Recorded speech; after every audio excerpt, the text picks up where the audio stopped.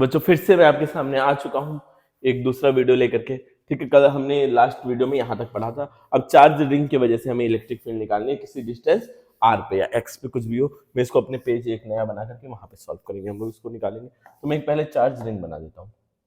ठीक है, एक रिंग है, ये चार्ज रिंग है। इसका कलर थोड़ा सा येलोइश कर देते हैं और थिकनेस बढ़ा देते हैं। नहीं, फिल नहीं करना है हमें, फ्रेम का कलर चाहिए। चलो वाइट कर देते हैं और थिकनेस इसकी बढ़ा देंगे। ठीक है, ये एक चार्ज रिंग है। इसका जो रेडियस है वो आर है। इसका रेडियस कैपिटल आर मान लेते हैं सपोज। इसको थोड़ा छोटा करें। इसका जो रेडियस वो कैपिटल आर है। अब यहाँ से किसी एक्स डिस्टेंस पे, इसके सेंटर से किसी एक्स डिस्टेंस पे हमें क्या निकालना है, किसी एक्स डिस्टेंस पे हमें इलेक्ट्रिक फील्ड निकालना है, ये पी पॉइंट पे। ठीक है बच्चों, देखो इस पे क्या होगा, चारों तरफ चार्ज डिस्ट्रीब्यूटेड होंगे, यूनिफॉर्मली चार्ज सारे के सारे डिस्ट्रीब्यूटेड होंगे कि यूनिफॉर्म चार्ज रिंग। इस पे क्वेश्चन आया हुआ है, मैं अभी आपको बुक में दिखाऊंगा इस पे क्वेश्चन कैसे पूछा जाता है। पहले हम इस डेरिवेशन को देखते हैं, ये बहुत ही इंपॉर्टेंट डेरिवेशन है आपके चैप्टर नंबर 1 का। चलो देखो बच्चों, अब क्या है, मैं यहाँ से एक छोटा सा चार्ज डी क्यू ले लेता हूँ, एक छोटा सा चार्ज।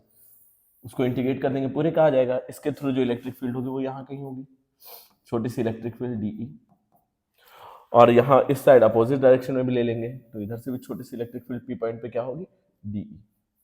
ठीक है बच्चों, अब इन दोनों इलेक्ट्रिक फील्ड का जो रिजल्टेंट होगा वो क्या होगा, डी कॉस थीटा। तो जो नेट इलेक्ट्रिक फील्ड एक इधर जा रही है एक इधर जा रही है, तो नेट कहाँ जा रही होगी, यहाँ, और नेट इलेक्ट्रिक फील्ड कितनी होगी, डी कॉस थीटा। अब अगर हम इसको इंटीग्रेट कर दें गलती से, तो क्या हमें पूरे उसके पूरे रिंग के थ्रू इलेक्ट्रिक फील्ड निकलेगी, छोटू से चार्ज के थ्रू निकाला, अगर इसको इंटीग्रेट कर देते हैं तो पूरे रिंग के थ्रू इलेक्ट्रिक फील्ड हमें मिल जाएगी। तो चलो देखते हैं कैसे इंटीग्रेट करना है, मजा आएगा। चलो कैसे करना है, अच्छा हमें पता चल गया, जो ई नेट होगा, जो टोटल इलेक्ट्रिक फील्ड होगी ई नेट, वो क्या होगी, integration of D E cos theta. अच्छा अब हमें पता है पी का फॉर्मूला क्या होता है, ई का फॉर्मूला होता है के क्यू अपॉन आर, यही होता है ना ई का फॉर्मूला। लेकिन ये छोटे से चार्ज की तरह, तो k D Q upon r cos theta.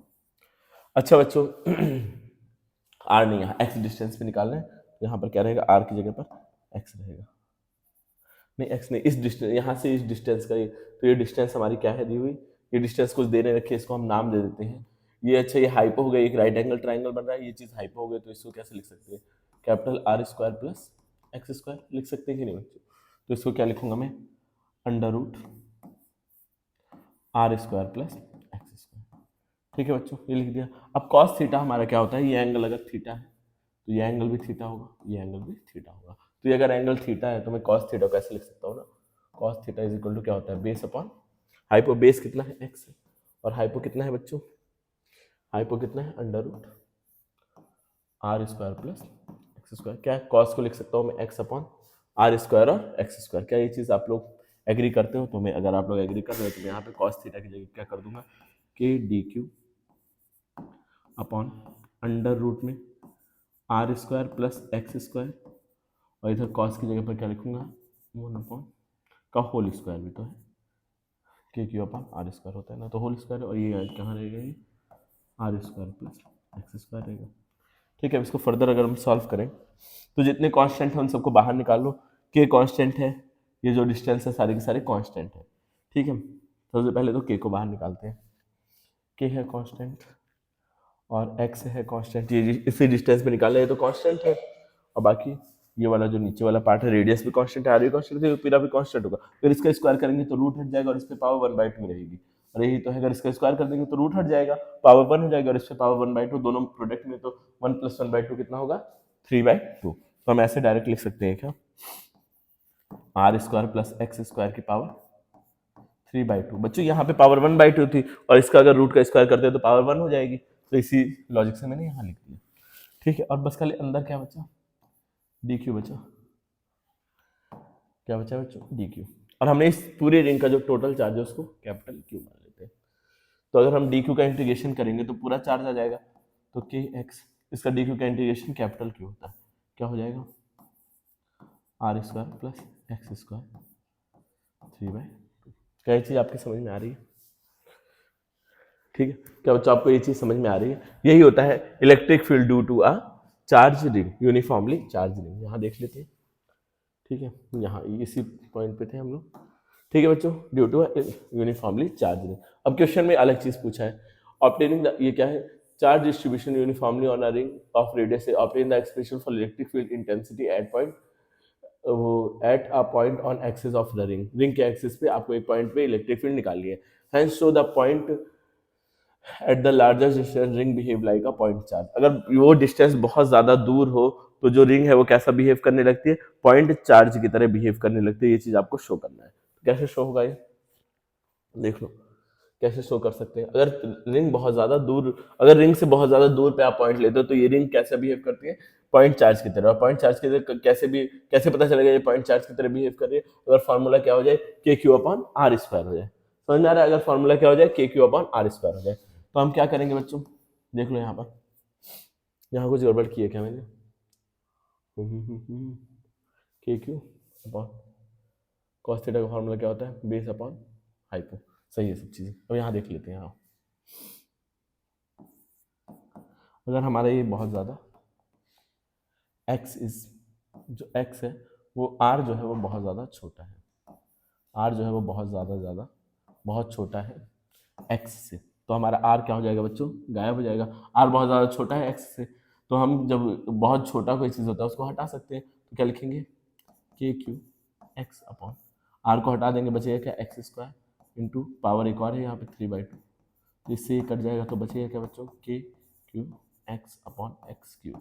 इसको हम हटाएंगे, एक्स स्क्वायर बन जाएगा तो क्या बन जाएगा, के क्यू अपॉन एक्स स्क्वायर। इसको ऐसे भी लिख सकते हैं, के की value 1/4 pi epsilon not Q upon x square. X मतलब डिस्टेंस है, तो ये क्या फॉर्मूला आपको पता चल रहा है, ये फॉर्मूला कुछ electric field due to a point charge की तरह लग रहा है। तो जब ये फॉर्मूला पॉइंट चार्ज की तरह लग रहा है तो ये पूरा रिंग कैसा बिहेव करने लगेगा, पॉइंट चार्ज की तरह, अगर पॉइंट बहुत ज्यादा दूर रखा हुआ है। यही चीज क्वेश्चन में पूछी थी, यही आपको प्रूफ करनी है। देख सकते हैं हम यहाँ पर भी यही चीज प्रूफ की गई है। ठीक है, अब क्या है, टॉर्क का एक्सप्रेशन आप लोगों को मैंने सिखाया था, मोमेंट का भी सिखाया था, और ये सारी चीजें आपको मैंने सिखा रखी है प्रीवियस लेक्चर में। अगर आपने नहीं देखा तो आप वापस से पीछे जाकर के दे सकते हैं। देखो, derive the expression for electric field at any point on equatorial line, ये भी मैंने आप लोगों को करा रखा है। अब ये चीज आपको क्या है, हाँ ये चीज आपको बताया था मैंने शायद लास्ट क्लास में, कि अगर दो चार्जेस हैं, दोनों 2 मीटर दूर रखे हैं, तो कितना दूर पे तीसरा चार्ज रखा जाए कि दोनों का इलेक्ट्रिक फील्ड क्या हो जाए, जीरो हो जाए। तो इधर का इलेक्ट्रिक फील्ड और उधर का मैग्नीट्यूड ऑफ इक्विलिब्रियम पे करना है। अच्छा, रिमेन इक्विलिब्रियम पे रहे, मतलब कि दोनों साइड का फोर्स बराबर हो जाए। तो क्या करो, एक चार्ज के थ्रू फोर्स निकालो, दूसरे चार्ज के थ्रू फोर्स निकालो, और दोनों को बराबर करके लिख दो, जो एक्स की वैल्यू आएगी वही होगा आंसर। बाकी अगर आप देखना चाहते हो तो मैं इसका सॉल्यूशन आपको यहाँ दिखा देता हूँ, एक बार देख सकते हैं आप लोग। अब इसको सॉल्व करके हम लोग टाइम वेस्ट नहीं करेंगे, बहुत ही बेसिक क्वेश्चन है, यही क्वेश्चन है। ठीक है बच्चों, ये क्वेश्चन है, बहुत ही बेसिक सा क्वेश्चन है। आप इसका स्क्रीनशॉट ले सकते हो, चाहो तो मैं आपको इसको जूम करके दिखा सकता हूँ। ये देखो, बहुत आसान सा बेसिक सा क्वेश्चन है, इस पर हम लोग टाइम वेस्ट नहीं करेंगे सॉल्व करने में। ठीक है, बाकी ये question, define ideal dipole, expression of torque experience by a dipole, ये भी मैं करा चुका हूँ लास्ट क्लास में। और ये चीजें क्या है, आपको बताना है मैग्नीट्यूड ऑफ चार्ज और potential energy of its potential energy, ये दो चीजें बतानी है। फॉर्मूला डायरेक्ट रखोगे, वैल्यू आ जाएगी। आई गेस मैंने पढ़ाया भी था, अगर नहीं भी पढ़ाया तो आपको मैग्नीट्यूड ऑफ चार्ज बताना है। एंगल दे रखा है, लेंथ दे रखी है डाइपोल की, और क्या दे रखा है, इलेक्ट्रिक फील्ड दे रखा है, और फोर्स दे रखा है। आपको क्यू की वैल्यू निकालनी है। क्या होता है फॉर्मूला, फॉर्मूला आपको पता है, लास्ट क्लास में सारी चीजें डिस्कशन हो चुकी है। तो आप लोग इस सबको एक बार ट्राई करिएगा पॉज करके। अगर फिर भी नहीं समझ में आता है तो आप कमेंट जब पे लिख दीजिएगा, सर ये वाला क्वेश्चन हमसे सॉल्व नहीं हो रहा है, तो मैं नेक्स्ट वीडियो में इसको ट्राई करूंगा। क्योंकि रिवीजन है बच्चों, तो एक एक चीज सॉल्व करना बड़ा ज्यादा मुश्किल हो जाएगा मेरे लिए। बाकी अब देखो, थोड़ा सा आगे और बढ़ते हैं, थोड़ा आगे और बढ़ते हैं। अब यहाँ पे कुछ फॉर्मूलाज दे रखा है, आप चाहें तो इसको कुछ कांस्टेंट की वैल्यू और फॉर्मूला दे रखा है, तो इसका भी स्क्रीनशॉट लेके अपने पास रख सकते हैं। बाकी अब आगे बढ़ते हैं हम लोग। ठीक है, अब आगे बढ़ते हैं अपना गॉसेस लॉ, अगली यूनिट की तरफ चलते हैं। अगली यूनिट की तरफ, यहाँ पे क्या हो गया, मेमोराइज करने के लिए था, फिर यूनिट का नाम नहीं लिखा है, ऐसा क्यों हुआ? चलो, क्या हो रहा है, टच काम नहीं कर रहा है, why touch is not working. चलो, काम करने लगा। ठीक है, चलो अब यहाँ पे क्या आ गया, कुछ सब्जेक्टिव क्वेश्चन। ये यूनिट 2 आपकी शुरू हो चुकी है, लिखा हो या ना लिखा हो कोई फर्क नहीं पड़ता। अब देखो, चार्ज डेंसिटी की बात करते हैं। चार्ज डेंसिटी का जो फॉर्मूला होता है,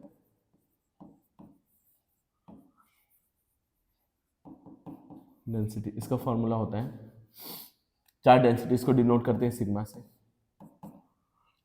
और इसका फॉर्मूला होता है टोटल चार्ज अपॉन एरिया। ठीक है, total charge upon total area. ठीक है, होता है। ठीक है बच्चों, टोटल चार्ज अपॉन एरिया होता है चार्ज डेंसिटी का फॉर्मूला। ये चीज आपको क्या करना है, याद रखना है। अब इसमें क्या पूछा है क्वेश्चन पहला, what will be the ratio of surface charge density of the inner surface of that of outer surface of hollow conducting sphere if the point charge is placed at the center of the hollow conducting sphere having the internal radius r and outer radius 2r। अब क्या पूछा है कि आपको surface charge density बतानी है।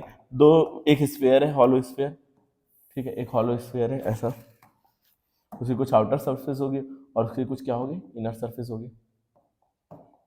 ये होगी उसकी, मान लेते हैं आउटर सरफेस, और इसी का क्लोन बना करके बना देते हैं इसकी आउटर सरफेस भी। थोड़ा सा बड़ा करेंगे इसको, ठीक है।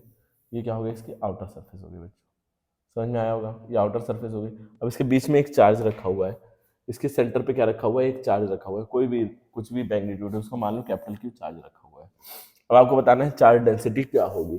कैपिटल क्यू चार्ज रखा हुआ है, अब चार्ज डेंसिटी क्या होगी अंदर और बाहर में। क्या दोनों में चार्ज अलग अलग रखा है। Hollow conducting sphere is placed at the center of the hollow conducting sphere, internal radius r and outer radius r/4। ठीक,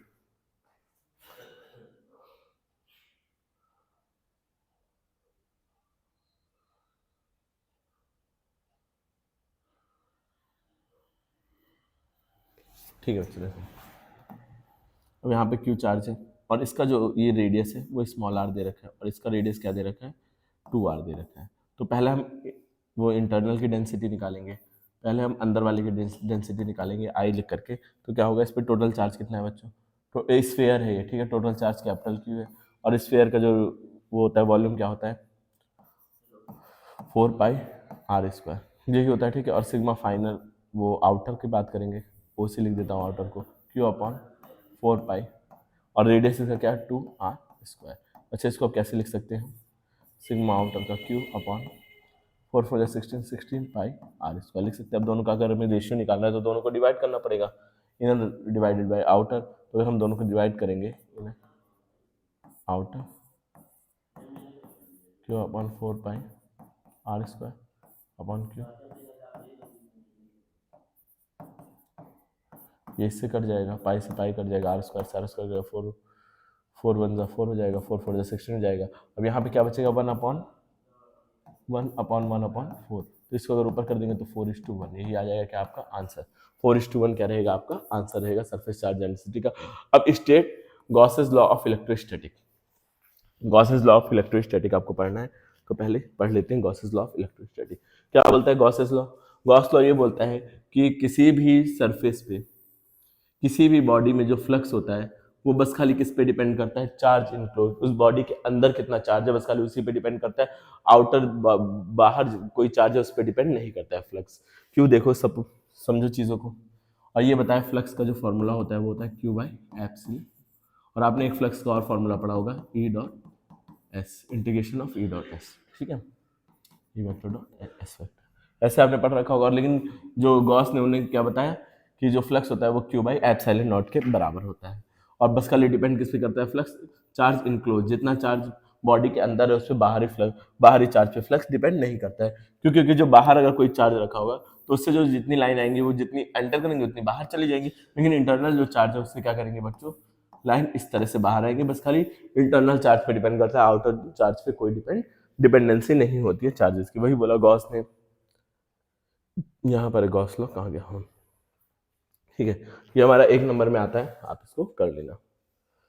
how does electric flux due to a point charge enclose by a sphere Gaussian surface get affected radius. अगर radius को increase किया जाए, बढ़ाया जाए तो flux पे कोई इफेक्ट नहीं आता है। क्यों, दिखाओ, मैं आपको इसका रीजन नहीं दिखाता हूँ, फ्लक्स पे कोई इफेक्ट क्यों नहीं आता है। मान लो एक पॉइंट चार्ज क्यू है, इससे 5 फ्लक्स निकल रहे हैं, ठीक है, ये 5 फ्लक्स, 6 फ्लक्स निकल रहे हैं। अगर ये इसका रेडियस छोटा सा है तो भी 5 ही फ्लक्स निकल रहे हैं। अगर मैं इस रेडियस को खूब ज़्यादा बड़ा बना दूँ तो भी क्या होगा, 5 ही फ्लक्स निकलेंगे। अब इसको और बड़ा कर दूँ तो भी ये फ्लक्स क्या होंगे, निकलेंगे ना बाहर, निकलेंगे ना, 5 ही फ्लक्स निकलेंगे। तो रेडियस पे डिपेंड नहीं करता है, ठीक है, फ्लक्स रेडियस पे डिपेंड नहीं करेगा, बस खाली किस पे डिपेंड करता है, एक ही चीज पे, एक ही फैक्टर पे डिपेंड करता है कि कितना चार्ज इनक्लोज है, और किसी चीज पे डिपेंड नहीं करता है फ्लक्स।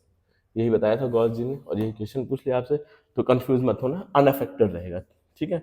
जो इलेक्ट्रिक फ्लक्स है वो क्या हो जाएगा बच्चों, अनअफेक्टेड। ऑन किस पे डिपेंड करता है, बस खाली चार्ज इनक्लोज पे डिपेंड करता है, और किसी चीज पे डिपेंड नहीं करता है। और इलेक्ट्रिक फ्लक्स क्या है, स्केलर है या वेक्टर क्वांटिटी है, इसको आप देख सकते हो, क्योंकि फ्लक्स क्या होता है, डॉट प्रोडक्ट ऑफ दो two vector quantity, dot product जब दो वेक्टर क्वांटिटी करते हैं तो जो आंसर आता है वो क्या आता है, स्केलर आता है। तो फ्लक्स क्या है बच्चों, स्केलर क्वांटिटी है, याद रखना, फ्लक्स क्या है, स्केलर क्वांटिटी। अब ये थोड़ा सा क्वेश्चन क्या है आपका, कॉम्प्लिकेटेड है और बहुत ही इंपॉर्टेंट क्वेश्चन है, तो इसको हम लोग एकदम डिटेल में समझेंगे अच्छे से। ये जो आपका पहला क्वेश्चन है, शॉर्ट टाइप का, ये 2 नंबर में आया है और बहुत ही बेहतरीन क्वेश्चन है। ये पहला, दूसरा और तीसरा, ये सारे क्वेश्चन आपके लिए बहुत ज्यादा इंपॉर्टेंट होने वाले हैं, गॉस लॉ से रिलेटेड है, तो आराम से आप लोग रिलैक्स होकर बैठ जाइए, हम एक एक चीज का ऑपरेशन आराम से करेंगे। चलो फिर शुरू करते हैं हमारा पहला क्वेश्चन। पहला क्वेश्चन क्या दे रखा है, और इससे मिलते जुलते एक आध क्वेश्चन मैं आप लोगों को खुद से सॉल्व करने के लिए दूंगा, लेकिन पहले इस क्वेश्चन को एकदम रिलैक्स होकर आराम से सारे डिस्ट्रैक्शन से दूर होकर आपको देखना है। कई बार इस तरह के क्वेश्चन आ चुके हैं, इसलिए इंपॉर्टेंट है ये। तो इसको थोड़ा सा कलरफुल बनाते हैं, कलर चेंज करके। हाँ, ये कुछ कलर ठीक लग रहा है। देखो, ये है एक्स एक्सेस, ये है एक्स एक्सेस, पूरी एक्स एक्सेस है बच्चों, ये पूरी वाई एक्सेस है, और ये पूरी क्या है, जेड एक्सेस है, ठीक है। अब क्वेश्चन में देखो क्या दे रखा है, एक बार क्वेश्चन को मैं यहाँ लाने की कोशिश करता हूँ, क्या वो आ सकता है क्वेश्चन, नहीं भी आ रहा, हम यहीं पे इसको पकड़ लेंगे।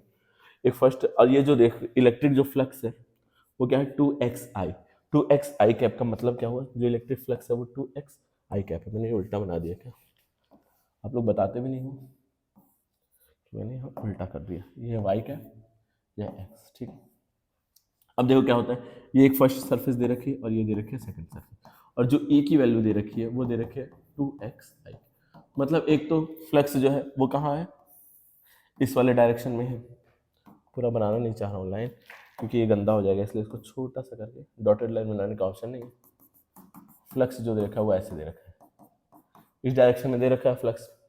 क्या बच्चों ये बात समझ में आ रही है, इस डायरेक्शन में फ्लक्स दे रखा है और x पे डिपेंड कर रहा है, x मतलब x एक्सिस से क्या डिस्टेंस है उस पर डिपेंड कर रहा है। अगर मुझे फ्लक्स निकालना है x से 2 मीटर दूर पे, तो जो फ्लक्स की वैल्यू आ जाएगी वो क्या आ जाएगी, 2 × 2। अगर 3 मीटर दूरी पे निकालना है तो 2 × 3, 2x पे डिपेंड कर रहा है ना।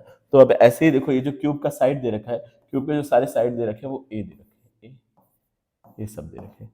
क्या, जब फ्लक्स x डायरेक्शन में, तो इन दोनों y और z वाले पे, मतलब बस इन्हीं दो फेस को अफेक्ट करेगा फ्लक्स, इन्हीं दो फेस से तो फ्लक्स निकलेगा, इलेक्ट्रिक फील्ड निकल रही है इन दोनों फेस से, तो फ्लक्स भी इन्हीं दोनों का हम निकालेंगे, और किसी फेस का निकालने की जरूरत नहीं है हमें, क्योंकि हमें साफ साफ दे दिया है ई क्या है, फंक्शन है वो, एक तो आई डायरेक्शन में, आई डायरेक्शन में मतलब यहाँ पर है, तो यहाँ पर जो दो फेस आने उन्हीं से फ्लक्स गुजरेगा, और किसी पे गुजरेगा। नेट फ्लक्स निकालना है तो हम इन्हीं दो फेस का फ्लक्स निकालना है, हमें हमारा निकल के आ जाएगा सामने। हमने फ्लक्स का फॉर्मूला क्या पढ़ रखा है बच्चों, ई डॉट एस, यही तो पढ़ रखा है फॉर्मूला। तो अगर हम देखें इलेक्ट्रिक फील्ड पहले वाले फेस के लिए, पहला वाला फेस तो एक्स एक्सिस के ऊपर रखा हुआ है बच्चों, थोड़ा सा इमेजिनेशन अपनी बढ़ाओ, जो पहला फेस है वो एक्स एक्सिस के ऊपर रखा हुआ है, मतलब जो उसका डिस्टेंस है एक्स एक्सिस से वो 0 है, तो उसका जो इलेक्ट्रिक फील्ड होगी वो क्या होगी, एक्स की जगह 0 रख देंगे तो ये इलेक्ट्रिक फील्ड क्या हो जाएगी, 0।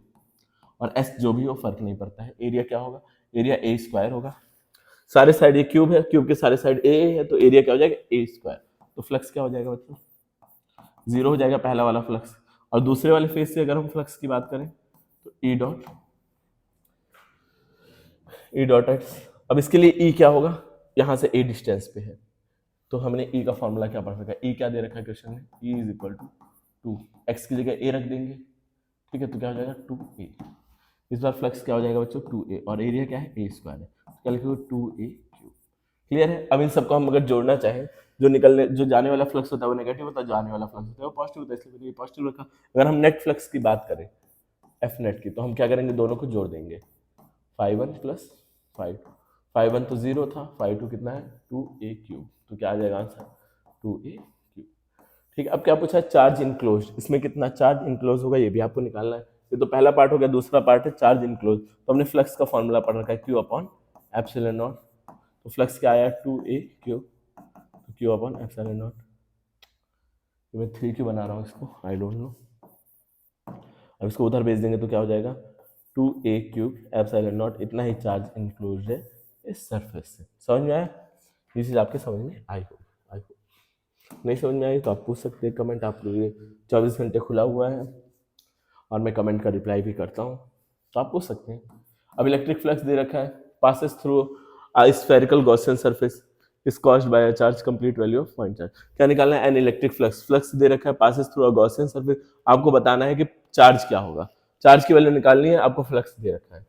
सिंपल क्वेश्चन है बच्चों, मैं इसको मिटाना चाहूंगा थोड़ा सा, इस चीज को मिटा देता हूँ, यहीं पे सॉल्व कर लेंगे छोटे छोटे क्वेश्चन, ठीक है। पीछे जाके आपने अगर नोट नहीं कर रखा है तो बच्चों कर लेना नोट, बाकी देखो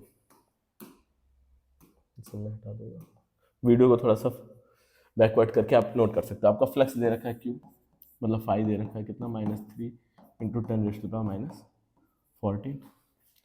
न्यूटन मीटर स्क्वायर पर कूलम, ठीक है। और आपको क्या निकालना है, क्यू निकालना है, क्यू आपको फाइंड आउट करना है। और मैंने यहाँ पर एक चीज़ आपको दिखाई थी, एक टेबल, यहाँ पे सारे कॉन्स्टेंट्स की वैल्यू आपको दी हुई है, आप लोग याद ज़रूर कर लेना, ठीक है। तो हमारा एप्सिलॉन नेट की वैल्यू क्या होती है 8.85 इंटू 10⁻⁻12। अब सारी वैल्यूज को यहाँ पर आप पुट करेंगे, आपको पता है फाइव इज इक्वल टू क्या होता है क्यू और एप्सिलॉन नॉट। तो फ्लक्स क्या देगा 3 इंटू 10⁻⁻40, ये कितना दिया हुआ है 8.85 into 10⁻⁻12 is equal to q. अब इसको आप अगर सॉल्व करते हैं, कर लीजिएगा सॉल्व। अब इसको भी मैं क्या ही सॉल्व करके दिखाऊँ, कैलकुलेशन में हमारा टाइम वेस्ट होगा, रिवीजन चल रहा है तो हम कैलकुलेशन पे टाइम वेस्ट बिल्कुल करना नहीं चाह रहे हैं। अब ये तीसरा क्वेश्चन है, थोड़ा काम का क्वेश्चन है, इसकी तरफ बढ़ते हैं। मैं इसको इरेज करने जा रहा हूँ, देखना है तो प्यार से देख लो इसको, ठीक है। आप लोगों ने देख लिया होगा, मुझे घड़ी इसलिए देखनी पड़ रही है क्योंकि मेरी ऑफलाइन क्लासेस का भी टाइमिंग जस्ट होने ही वाला है, तो मैं कोशिश करूंगा मैक्सिमम चीज़ें आप लोगों को पढ़ा दूँ। 3 वीडियो में हम कोशिश करेंगे इस पूरे चैप्टर को खत्म करने का। देखो क्योंकि ये जो बुक है उसमें भी ड्यूरेशन क्या दे रखा है चैप्टर का 2 hours 45 minutes, तो मैं कोशिश करूंगा कम दिन में खत्म करूं ताकि आपके और आगे के चैप्टर्स भी रिवाइज हो पाए। बाकी आप अगर कोई स्पेसिफिक चैप्टर चाहते हैं रिवाइज करना तो उसको कमेंट कर दीजिए, मेरे पास 1-2 दिन की छुट्टी है तो उस चैप्टर पर वीडियो बना दूंगा। बाकी ये तो चलता रहेगा हमारा जो महा रिविजन सीरीज है। इसमें देखिए अगली चीज क्या है, find the electric flux of a uniform electric field इतना held on a square of 10 centimeter side with a plane parallel to xy, what would be the flux across the square if plane is initial। पहले तो हम बात करेंगे जो electric field है वो x axis में आई कैप दे रखा है और स्क्वायर क्या है वो पैरेलल पड़ा हुआ है एक्स वाई प्लेन के, एक्स वाई प्लेन के पैरेलल है। पहले हम यहाँ पे बना लेंगे कोऑर्डिनेट्स, ये और ये, ठीक है। यहाँ पर है हमारा एक्स एक्सिस, यहाँ पे है वाई एक्सिस और यहाँ पर है जेड एक्सिस। अब हमारा जो स्क्वायर है, जो हमारा स्क्वायर बन रहा है प्यारा सा, ऐसा कुछ बनाएंगे ताकि थोड़ा सा दिखे। वो क्या है बच्चों,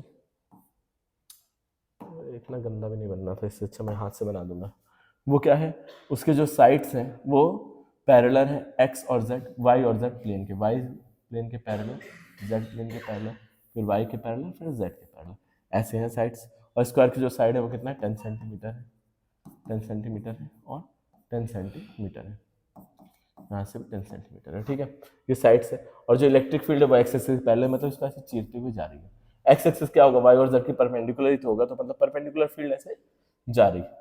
और कितना फील्ड है 10.10⁻³ न्यूटन पर कूलम की फील्ड जा रही है। तो हमारा फ्लक्स का क्या फॉर्मूला होता है ई डॉट एस, ई कितना है 10⁻³ है और एस मतलब एरिया की बात हो रही है तो एरिया आप निकालोगे 10 इंटू 10 100 हो जाएगा, लेकिन ये सेंटीमीटर क्यूब में आएगा, जो 100 आएगा वो क्या आएगा सेंटीमीटर क्यूब में। इसको मीटर क्यूब में करने के लिए हमें क्या करना पड़ेगा, मतलब सेंटीमीटर स्क्वायर में आएगा और मीटर स्क्वायर में करने के लिए इसको क्या करना पड़ेगा 10⁻⁴ से मल्टीप्लाई करना पड़ेगा, ठीक है। अब देखो अगर आगे आप सॉल्व करते हैं इसको तो क्या हो जाएगा, यहाँ पे कुछ मैंने अलग चीज़ लिख ली थी, अच्छा 5 इंटू भी है, ई की वैल्यू है 5 इंटू 10⁻³, यहाँ पर 5 भी है बच्चों, माफ़ करना कभी इधर उधर निकल जाता हूँ, यहाँ 5 भी है, 5 इंटू 10⁻³ 5, ठीक है, 4 -1 बचेगा, -1 से ये चला जाएगा, बचेगा बस खाली का 5 × 10 विच इज 50 इसका यूनिट लिखिएगा। ठीक है, ये क्या हो जाएगा बच्चों, फ्लक्स की क्या आ जाएगा, 50 आ जाएगा आंसर, 50 न्यूटन मीटर स्क्वायर पर कूलम, न्यूटन मीटर स्क्वायर पर कूलम, यही आ जाएगा आपका आंसर क्या, फ्लक्स का। कैलकुलेशन आप लोग देख लेना बच्चों, छोटे बच्चे तो हो नहीं, बोर्ड एग्जाम देने वाले हो, तो कैलकुलेशन की ज़्यादा बात नहीं होगी।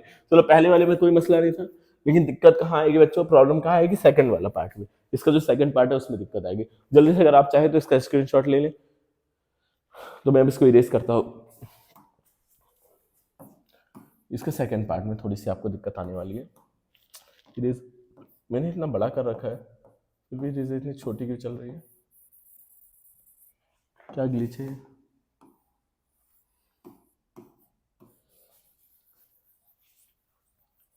चलो देखते हैं क्या मैं बोल रहा था, क्या बोलना चाह रहा था। ठीक, क्या दे रखा है, अगर एक्स एक्सिस से 30 डिग्री का एंगल बना दिया जाए, जो स्क्वायर है उसका, उसको इंक्लाइन कर दिया जाए, तो इलेक्ट्रिक फील्ड क्या होगी, मतलब तो फ्लक्स क्या होगा। अगर 30 डिग्री का एंगल बनाया जाए, ये एक्स एक्सिस है, जो स्क्वायर है उसको थोड़ा झुका दिया जाए 30 डिग्री के एंगल पे, ऐसे ऐसे टिल्ट करते हैं, ये एंगल बन जाए 30 डिग्री का। ठीक है, अच्छा आपको पता होगा ना, ये जो फ्लक्स में ई डॉट एस है, उसको हम ऐसे भी लिख सकते हैं E S cos theta. Parallel होती है लाइंस तो हम जनरली क्या करते हैं, थीटा की वैल्यू क्या हो जाती है, 0 हो जाती है, तो ई एस पे ही ध्यान देते हैं, क्योंकि ये जो थीटा है वो किसके बीच का एंगल है, क्या किस किस के बीच का एंगल है, इलेक्ट्रिक फील्ड और एरिया वेक्टर के बीच का एंगल है। ये एंगल यहाँ पर कॉस थीटा की जगह 30 नहीं रखेंगे, क्या रखेंगे 60, क्योंकि एरिया वेक्टर क्या आता है, परपेंडिकुलर टू द प्लेन। और ऐसे आपका अगर ये एरिया है, तो एरिया के वो प्लेन इसके परपेंडिकुलर जो लाइन होगी वही क्या होगी, एरिया वेक्टर होगी। तो ये ऐसे एरिया इसके परपेंडिकुलर में लाइन बनाऊंगा तो वो क्या होगी, एरिया वेक्टर होगी। तो ये 30, ये पूरा 90 होना चाहिए, 30 है तो ये कितना होगा, 60 होगा। तो ये एक्स एक्सिस के साथ कितना एंगल बना रहा है बच्चों, 30 नहीं बना रहा है, कितना बना रहा है, 60 बना रहा है। एरिया वेक्टर का एंगल देखना है, ये स्क्वायर जो एंगल बना रहा है उससे हमें कोई मतलब नहीं है, हमें मतलब किससे, एरिया वेक्टर कितना एंगल बना रहा है। तो 60 डिग्री बना रहा है, तो हम यहाँ पे डायरेक्ट क्या लिख देंगे, ई कितना दे रखा है, 5 × 10⁻³ है ना, इस बार गलत नहीं होना चाहिए। और एस कितना है, 100 × 10⁻⁻⁴। और कॉस 60 की वैल्यू कितनी होती है, 1/2। तो इसको अगर आप लिखना चाहें तो 50 × 1/2, जो कि कितना आ जाएगा, 25 न्यूटन, ये आया ना 25, हाँ 25 मीटर स्क्वायर पर कूलम। ठीक है, ये हो गया आपका आंसर। ये क्वेश्चन में हमने कर लिया है सॉल्व। क्या आपको ये चीज़ समझ में आ रही है? अगर बच्चों समझ में आ रही है तो आप लोग लाइक करें और इस चीज़ को शेयर कर दें अपने और फ्रेंड्स के साथ। तो बाकी के जो बचे हुए क्वेश्चन है, काफ़ी कुछ बचा हुआ है अभी, तो मैं ये सोच रहा हूँ कि इसको हम नेक्स्ट क्लास में डिस्कस कर लेते हैं। आज के लिए इतना ही रहने देते हैं। और जो जो मैं क्वेश्चन और डेरिवेशंस करा रहा हूँ बच्चों, वो डेरिवेशंस तो जरूर आप रट लेना। आपके पास बचने का यही एक मौका है कि जो भी मैं क्वेश्चंस और डेरिवेशंस करा रहा हूँ, सारे के सारे एग्जाम पॉइंट ऑफ व्यू से इंपॉर्टेंट है। सेम क्वेश्चन नहीं आएगा, लेकिन उससे रिलेटेड क्वेश्चन जरूर आएगा। तो आप लोग प्रीवियस ईयर सॉल्व करते रहे साथ में, और साथ में जो क्वेश्चंस मैं करा रहा हूँ उसको बच्चों वीडियो पॉज करके या पीछे से क्वेश्चन देख करके जरूर सॉल्व करिए एक बार। ठीक है, अगर नहीं सॉल्व करेंगे तो कुछ हो नहीं पाएगा। अभी आपके पास टाइम है, तो जल्दी जल्दी से आप लोग सॉल्व करते रहिए। और पैरेलल में मैं ये भी कहूंगा कि आप फिजिक्स का जो सेकंड बुक है उसको खुद से भी सॉल्व करना शुरू कर दीजिए। चलिए मिलते हैं नेक्स्ट वीडियो में। Thank you for watching.